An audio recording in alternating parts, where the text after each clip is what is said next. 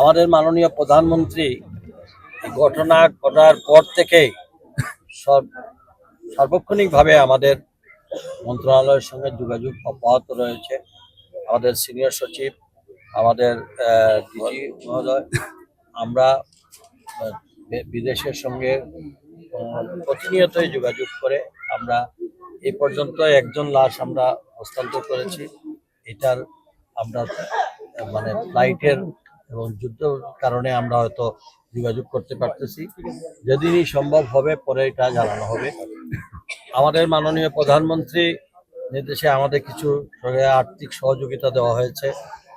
এটা এবং তার যে ক্ষতিপূরণের বিষয়টা আমরা আমাদের মন্ত্রণালয়ের মাধ্যমে সৌদি আরবে যে কোম্পানি সেই সরকারের মাধ্যমে আমরা সেটা আদায় করব ইনশাআল্লাহ।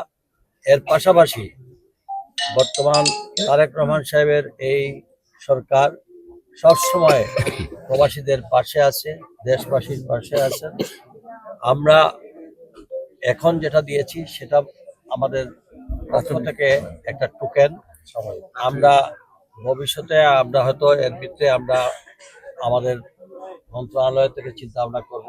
আগে আমরা বিদেশ থেকে তার পাওনা দানা সেটা আদায় করব, আর আমরা আমাদের অবস্থান থেকে সর্বাত্মক সহযোগিতা অব্যাহত থাকবে। আর একটা স্পেশালি তাদের লেখাপড়ার জন্য আমাদেরকে জানাবেন, যদি তারা হয় আমরা সেটা যাতে লেখাপড়া বিনা বেতনে আমরা মাসে 2000 টাকা করে আমরা দেবো। 7 বছর পর্যন্ত আমরা এটা কন্টিনিউ করব। বিকাশ পেমেন্টে 10,000 টাকার বেশি অফার। শপিং চলছে তো।